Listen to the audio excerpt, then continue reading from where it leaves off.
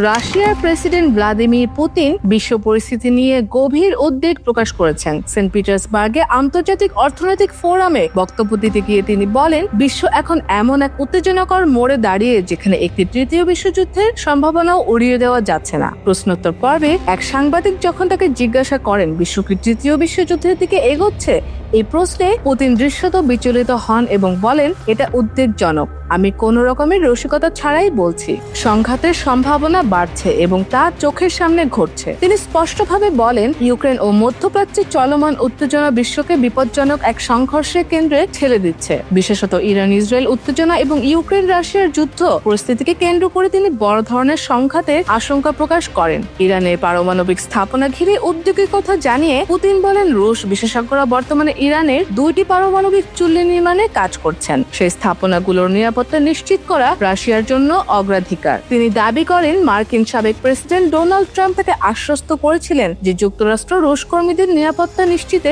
সহায়তা করবে। এছাড়া ইসরায়েল যদি ইরানের সর্বোচ্চ ধর্মীয় নেতা আয়াতুল্লাহ আলী খামেনিকে হত্যার কথা বিবেচনা করে থাকে, এটি নিছক হুমকি হোক এমনটাই প্রত্যাশা করেন পুতিন। তার ভাষায়, যদি কেউ সত্যি এই ধরনের পরিকল্পনা করে তবে তারা একটি ভয়াবহ প্যান্ডোরার বাক্স খুলে দেবে। রাশিয়ার প্রেস সচিব দামিত্রি পেসকভ এ নিয়ে বলেন, ইরানের সরকার পরিবর্তনের যে কথা উঠছে তা কেবল অগ্রহণযোগ্যই নয়, বরং এতে দেশটিতে চরমপন্থা বিস্ফোরণের ঝুঁকি বাড়বে। ন্যাটোর ভূমিকা নিয়েও সমালোচনা করেন রুশ প্রেসিডেন্ট। তিনি বলেন, পশ্চিমা সামরিক জোটটি বারবার রাশিয়ার নিরাপত্তা উদ্বেগকে উপেক্ষা করছে, যা মূলত উপনিবেশবাদী মানসিকতারই বহিঃপ্রকাশ। শেষে পুতিন আহ্বান জানান, শুধু সতর্ক দৃষ্টি রাখাই যথেষ্ট নয়, বরং বিশ্বজুড়ে চলমান সংকটগুলোর শান্তিপূর্ণ ও কূটনৈতিক সমাধান খোঁজা এখন সময়ের দাবি। বিশ্ব নেতাদের মাঝে ক্রমবর্ধমান উদ্বেগ, উত্তেজনাপূর্ণ কূটনৈতিক ভাষ্য এবং সেনা মোতায়েনের বাস্তবতা যদি সমাধানের রূপ না পায়, তবে ইতিহাসের সবচেয়ে ভয়াবহ অধ্যায়ের মুখোমুখি হতে পারে মানবজাতি।